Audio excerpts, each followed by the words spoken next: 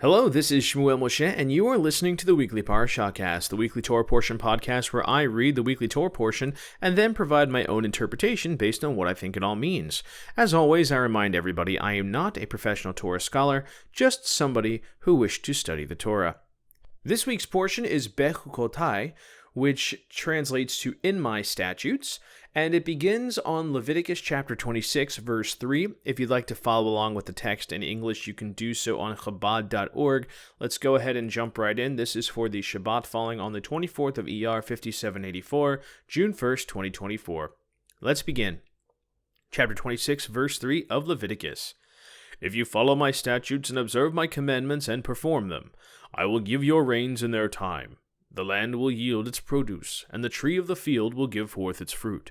Your threshing will last until the vintage, and the vintage will last until the sowing. You will eat your food to satiety, and you will live in security in your land. A very short portion. That's the end of the first. Really simple. If you obey, there will be reward. Very simple. On to the second portion. Chapter 26, verse 6. And I will grant peace in the land, and you will lie down with no one to frighten you. I will remove wild beasts from the land, and no army will pass through your land. You will pursue your enemies, and they will fall by the sword before you. 5 of you will pursue 100, and 100 of you will pursue 10,000. Your enemies will fall by the sword before you. I will turn towards you, and I will make you fruitful and increase you, and I will set up my covenant with you. That's the end of the second portion, also very short, but to the point. Another set of promises. So that first portion was talking about the promise of, having food and bounty in the land, whereas this second portion is about living in peace. So 1, you will live peacefully, you will not live in fear. Your enemies, when you pursue them, you will destroy them. 5 to 100, or even 10 or 100 to 10,000, it doesn't matter. All you need is just those few people and the power of the covenant to protect you. And your enemies will fall, and the Lord will guide you and keep you and set up the covenant with you. Now onto the third portion. Things are going to get a little bit longer here. Chapter 26, verse 10. You will eat very old produce, and you will clear out the old from before the new. And I will place my dwelling in your midst, and my spirit will not reject you. I will walk among you and be your God, and you will be my people. I am the Lord your God, who took you out of the land of Egypt from being slaves to them, and I broke the pegs of your yoke and led you upright. But if you do not listen to me and do not perform all these commandments, and if you despise my statutes and reject my ordinances, not performing any of my commandments, thereby breaking my covenant, then I too will do the same to you. I will order upon you shock, consumption, fever, and diseases that cause hopeless longing and depression. You will sow your seed in vain, and your enemies will eat it.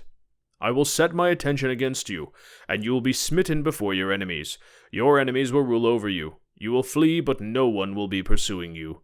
And if during these you will not listen to me, I will add another 7 punishments for your sins.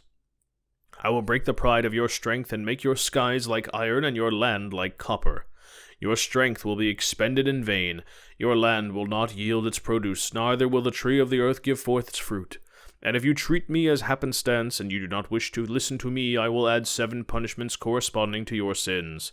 I will incite the wild beasts of the field against you, and they will bereave you, utterly destroy your livestock, and diminish you, and your roads will become desolate. And if through these you will still not be chastised to return to me, and if you continue to treat me happenstance, then I too will treat you as happenstance. I will again add 7 punishment for your sins. I will bring upon you an army that avenges the avenging of a covenant, and you will gather into your cities. I will incite the plague in your midst, and you will be delivered into the enemy's hands.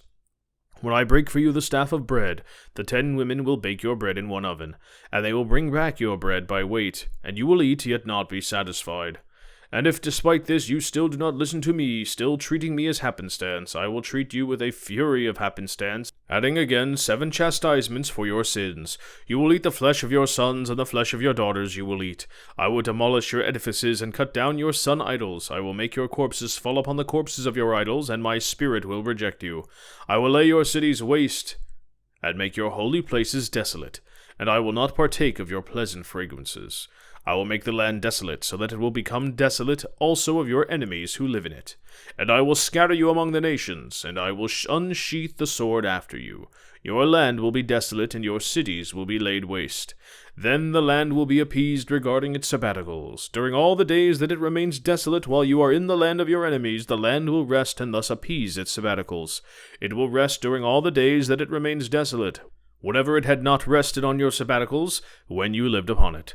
And those of you who survive I will bring fear in their hearts in the land of their enemies, and the sound of a rustling leaf will pursue them. They will flee as one flees the sword, and they will fall, but there will be no pursuer.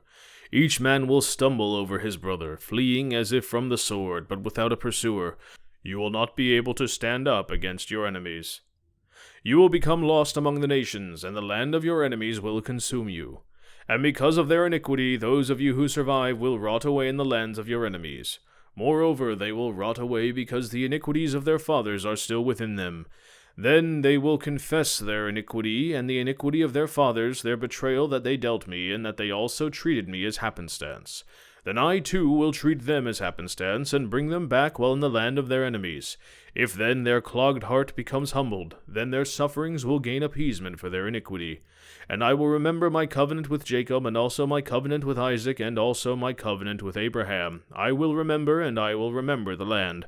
For the land will be bereft of them, appeasing its sabbaticals when it had been desolate of them, and they will gain appeasement for their iniquity.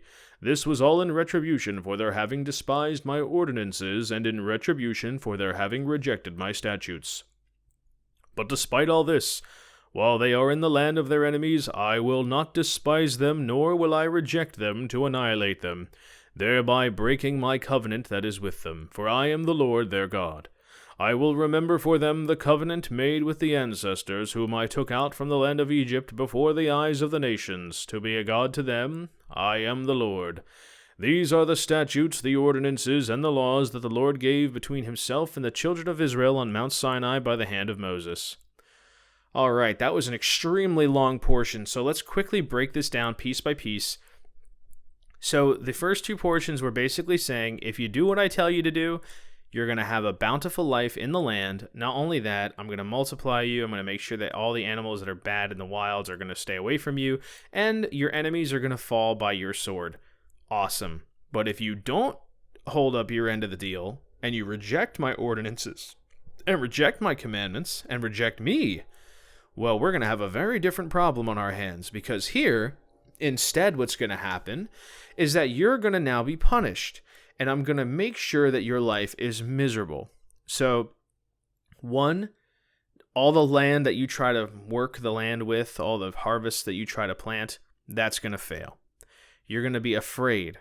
You're going to feel as though the world is crumbling down around you. Your enemies will overtake you. The wild animals will attack you and destroy your livestock. You're going to be overwhelmed with terror, fever, diseases. You're going to be despairing all the time, all because you rejected the ordinances that I gave you and all my statutes. I'm going to break you, is basically what God says here.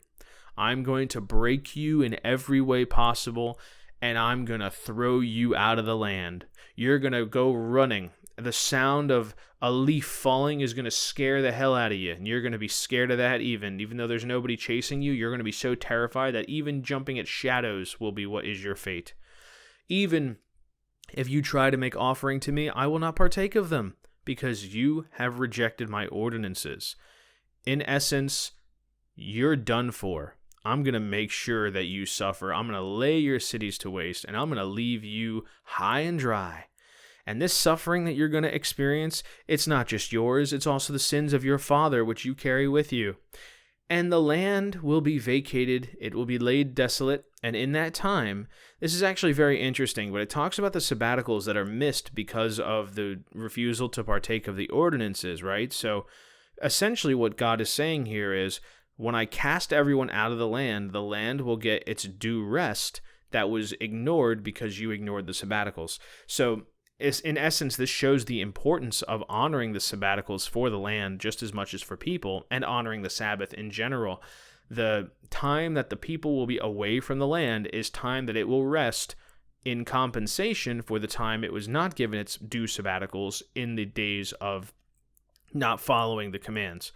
And then the people who live outside of the nation, now they're going to be scattered among the nations of the world. They're going to live in fear. They're going to never be able to rise up. They're totally going to be at the mercy of their curse that they're getting. But what's interesting is there's also a note, despite all of this, they will not be destroyed. God says clearly, I will not destroy all of you. I did not want to forget my covenant with Abraham, Isaac, and Jacob. So I won't despise you while you're outside of the land. I won't despise you, okay? So basically, this is kind of interesting, but it seems to be that when you're in the diaspora, if you're not in the land, the Holy Land that was promised, you're actually given a little bit of leeway on whether or not you obey the statutes. In other words, God will be furious and throw you out if you partake in these sins while you're within the Holy Land. But if you're not in the Holy Land, there's a little bit of wiggle room to be receiving some mercy, though you're still going to be living in terror and have no sense of peace. So really, don't deviate from the statutes or else you're done for. But not totally, but don't expect there to be too much of a good time waiting for you. It's going to suck. All right, so now that this has all been remembered and stated, this is what was said through Moses at Mount Sinai to all the people. Now on to the fourth portion. And the Lord spoke to Moses, saying, this is chapter 27, verse 1, Speak to the children of Israel and say to them, When a man expresses a vow, pledging the value of lives to the Lord, the fixed value of a male shall be as follows. From 20 years old until 60 years old, the value is 50 silver shekels, according to the holy shekel. And if she is a female, the value is 30 shekels. And if the person is from 5 years old until 20 years old, the value of a male shall be 20 shekels, while that of a female shall be 10 shekels. And if the person is from 1 month old to 5 years old, the value of a male shall be 5 silver shekels, while the value of a female shall be 3 silver shekels. And if the person is 60 years or older, a male shall be valued at 15 shekels, a female 10 shekels. But if he is too poor to pay the valuation amount, he shall stand him up before the Kohen, and the Kohen shall evaluate him according to how much the one who is vowing his value can afford. Now if an animal of whose type is fit to be brought as an offering to the Lord, whatever part of it the person donates to the Lord shall become holy. He shall not exchange it or offer a substitute for it, whether it be a good one or a bad one for a good one. But if he does substitute one animal for another animal, both that one and its replacement shall be holy. And if it is any unclean animal of whose type shall not be brought as an offering to the Lord, then he shall stand up to the animal before the Kohen. The Kohen shall then evaluate it whether it is good or bad. Like the evaluation of the Kohen, so shall it be. But if he redeems it, he shall add its fifth to its value. And if a man consecrates his house to be holy to the Lord, the Kohen shall evaluate whether good or bad. As the Kohen evaluates it, so shall it remain. But if the one who consecrated it redeems his house, he shall add to it a fifth of its valuation money, and it shall be his. All right, so let's try to make sense of these words here as we conclude the fourth portion. So first up, when a man expresses a vow, pledging the value of lives to the Lord. So basically, I give my life might be the statement. I pledge my life. And how much is that pledge worth in dollars, right? Or in shekels? So let's say somebody offers up themselves. A man between 20 and 60 years old is worth 50 silver shekels. And then we get the additional breakdown. Women are worth 30, and children, elderly, and so on. So essentially, recall that when a firstborn is born, they must also be redeemed from the temple. So in this case, a man who makes a vow and he pledges, on his life, I make this vow in order to redeem, I guess, the cost. It's going to cost you 50 shekels. That's the collateral. That's the value of life if you needed to put a dollar amount on it. So there we have it. Now, moving on, we talk about sacrifices of an animal. So if the man is not able to afford it, first off, the Cohen's going to make an evaluation, and it's going to be relative. So if the man's worth 50 shekels, but he's actually very poor, obviously he can't pay that 50 shekels, so the Kohen will assess his current situation and adjust his compensation price that he must pay relative to his means. So now we move on, and the animals that are brought in, anything that's donated that's like a part of an animal, so let's say we donate the kidney. That kidney becomes holy. But you cannot substitute it, right? So like, oh, I gave up this kidney and it turns out it's not good, or it is good. You can't swap it for another kidney. Like, that's the one that you gave. But if you give the whole animal, an entire animal, then you can substitute the entire animal. Just not if it's a part, right? So if it's the whole animal, fine. If it's just a part of the animal, no. Now, additionally, the animal's going to be reviewed by the Kohen, and if somebody brings in an animal that isn't kosher to bring in, the Kohen is going to make that judgment and make the decision. That is the Kohen's job. But if he does redeem it, right? So if he comes to get it back, for example, I think that's what it means by redeem, right? So I've come to recollect the thing. He's going to add a fifth to its value. So that way, when if he gives something up, but then he wants it back, it's like going to a pawn shop. Okay, yeah, I'll sell it back to you, but it's going to cost you a little more than you gave us. So in this case, a fifth. Now here we have consecrating his house to be holy to the Lord. So similar situation. The Kohen is going to basically be the appraiser who's going to go in, audit the home, make the valuation, and then later, perhaps the man says, I would like my home back. Okay, well, if you want your home back, you can get it back, but you're going to have to pay the value plus 1/5, and then it'll be yours again. So that's how that works. It seems to be the process relating to redeeming things that have been given up. This is how you get them back. These are the costs and so on. Now on to the fifth portion, chapter 27. And if a man consecrates some of the field of his inherited property to the Lord, the valuation shall be according to its sowing, an area which requires a homer of barley seeds at 50 silver shekels. Now if he consecrates his field from when the Jubilee year has ended, it shall remain at its full valuation. But if he consecrates his field after the Jubilee, the Kohen shall calculate the money for him according to the remaining years until the next Jubilee year, and it shall be deducted from the valuation. If the one who consecrated it redeems the field, he shall add to it a fifth of the valuation money, and it shall be his. But if he does not redeem the field, and he has sold the field to someone else, it may no longer be redeemed. But when the field leaves in the Jubilee, it shall be holy to the Lord like a field devoted. His inherited property shall belong to the Kohen. All right. So, here we have the end of the fifth portion. We talk about consecrating property. So, here we see that it's going to be priced out relative to what is grown there. In this case, an area which requires a homer of barley seeds. So I suppose this is like calculating acreage, right? You're just using what's relative to how many seeds could be planted there. That's how they break down the land. And that's going to be 50 silver shekels. And then if he consecrates his field from when the Jubilee has ended, it shall remain at full valuation. So basically this is saying if you're doing it during the Jubilee period, like the full 50 years, that's one thing. But if he does it after the Jubilee, then that's not going to be a full 50-year period. So then the Kohen has to adjust the price relative to how many years are left until the next Jubilee. Then it says if he consecrates, the one who consecrates the field redeems it, he's going to have to pay back a fifth of the valuation. So if you sold it for 1,000 shekels, you have to pay it back 1,200 shekels, right? That's a fifth added on top if you want to get it back. If he does not redeem the field, and if he has sold the field to someone else, it may no longer be redeemed. So let's say you are the owner of the field and you consecrate a chunk of it, and then you sell the right to that land to someone else. At that point, it no longer may be redeemed by anyone. But when the field leaves in the Jubilee, it shall be holy to the Lord like a field devoted. His inherited property shall belong to the Kohen. So this I'm not 100% sure on, but I feel as though this is saying that unlike other things that get given back in the Jubilee year, this goes to the Kohanim and thus is not given back to the original owner. So there you have it. When the field leaves in the Jubilee, it shall be holy to the Lord like a field devoted. So this is, I could be wrong, I admit.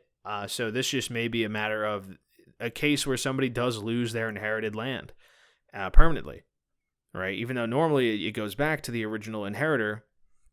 In this case, it belongs to the Kohen. And that's because it becomes consecrated and so on. But again, it's not like this is required. This is just what they're choosing to do, it seems. On to the sixth portion, chapter 27. If he consecrates to the Lord a field that he had acquired that is not part of his inherited property, the Kohen shall calculate for him the amount of the valuation until the Jubilee year, and he shall give the valuation on that day wholly to the Lord. In the Jubilee year, the field shall return to the one from whom he bought it, namely, the one whose inherited land it was. Every valuation shall be made according to the holy shekel, whereby 1 shekel is the equivalent of 20 gerahs. However, a firstborn animal that must be sacrificed as a firstborn to the Lord, no man may consecrate it, whether it be an ox or sheep, it belongs to the Lord. Now if someone consecrates an unclean animal, he may redeem it by paying the valuation, and he shall add its fifth to it, and if it is not redeemed, it shall be sold for the valuation price. However, anything that a man devotes to the Lord from any of his property, whether a person, an animal, or part of his inherited field, shall not be sold, nor shall it be redeemed, for all devoted things are holy of holies to the Lord. So there you go. We have an instance of, I guess this is clarification now that we conclude the sixth portion. If the man owns the land and he consecrates it, it's a done deal. But if you buy the land from somebody, then you consecrate it, then in the time of the Jubilee year, that land does return to the original owner. But if you're the original owner and you choose to make it holy, it stays that way. So that is a very nice little loophole to protect the original owner without causing any dilemma. It can, in fact, be returned to the original owner if the person who bought it from him during that Jubilee period will be consecrating it in the interim, and the valuation is accordingly. Then we also see, we basically see what can and cannot be redeemed, and also whether or not it has to be with an extra fifth added in the case of an unclean animal. But obviously, this is for people who want to make consecrations and make things holy in the name of the Lord.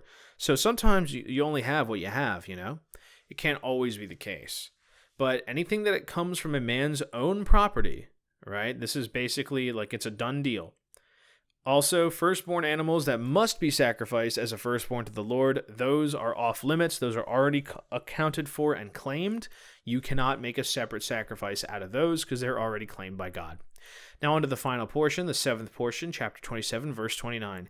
Any devoting of a person who has been devoted need not be redeemed, for he is to be put to death. Any tithe of the land, whether it be from the seed of the land or the fruit of the tree, is the Lord's. It is holy to the Lord. And if a man redeems some of his tithe, he shall add its fifth to it. Any tithe of cattle or flock, of all that pass under the rod, the tenth shall be holy to the Lord. He shall not inspect a tithed animal, for a good or a bad one, nor shall he substitute for it. And if he does replace it, then both that one and its replacement are holy, it cannot be redeemed. These are the commandments that the Lord commanded Moses to tell the children of Israel on Mount Sinai. All right, that's the conclusion of this portion. So first off, any devoting of a person who has been devoted need not be redeemed, for he is to be put to death. So this is very interesting. Talking about a person being devoted. So if it's already happening, let's say you've been devoted and then you double down on it. I'm not 100% sure. This is another confusing passage for me. Again, this may be the English, but if he's already been devoted, if you devote him again, then don't worry about redeeming him. They're going to just put him to death. So that's it's a very final sort of devotion. Tithing is already the property of the Lord, so don't touch that. But if you do redeem some of your tithe, you say, hey, I need it. I need that back. You have to then repay it plus 1/5. Same thing. Let's see. Cattle or flock, all that pass under the rod, 1/10 shall be a tithe for that. And he shall not inspect the tithed animal, nor offer a substitute. And if he does replace it, both that one and the replacement are holy, cannot be redeemed. So this is basically, you've got your flock, and you without being specific, you just take 10% of it. You take 1/10 of your flock and say, this is for the Lord. Then you look at the animal and go, dang, that's like my best one right there. Well, I don't want to give up the best one. Or maybe you say, oh man, that one's really scrawny. I don't want to give that. That's not good enough. So it says, don't do substitutions. Don't even look at it. Don't inspect it. Whatever it is, good or bad, that's the one that you're giving. So if you do end up trying to do a little switcheroo, then you're going to lose both. So just leave it be. And that is the commandment given. That first line, though, about devoting a person who has been devoted, need not be redeemed, right? So it does say earlier on that a man can be devoted just as well. We see the pricing and things like that earlier. So it's pretty nuts to suggest that if they've already been put up as collateral, if you can't do it a second time, there's no doubling down. It's just, okay, well, they're going to die. That's very intense. But all in all, these are some very, very strict rules and also tell us quite a bit about what is given and what shall not be given. And as we reflect on the entire portion, I think the third portion, 1, 2, and 3 really are all very significant because they all tie together very well. And it simply goes like this. If you obey my commands, you will be rewarded and you will have a very easy life so long as you do as I say. If you disobey my commands, the opposite will happen and you're going to suffer. It's going to be miserable. Don't blame me. You did it to yourself. And I'd also like to add another acknowledgement that the general idea seems to be that, really you got to think of God like a king. And if you think of a king in a biblical time period, you think of the old Persians, the Babylonians, all these ancient kings. This is pretty standard stuff. It may sound extreme, but it's really just giving up your devotion to your king, right? And if you don't obey your king, and if you break the king's law, what happens? So really, by comparison, this is a lot easier than what you normally would get. If you disobeyed your king, they just put you to death, right? Or they destroy your home, destroy your family, enslave you. In this case, you're just going to get cast out, but ultimately, your descendants shall return should they survive. And that's the end of the portion. Thanks for listening. Thanks for tuning in. I hope you'll tune in next time. This was, once again, Bechukotai, which is quite a mouthful. So that one was definitely a challenge. Probably the hardest one to read out loud as far as the Hebrew word goes. But very interesting stuff as always. Well, until next time, this has been Shmuel Moshe with the Weekly Parashahcast. Thank you for listening, and I hope you'll tune in again. Until then, Baruch Hashem.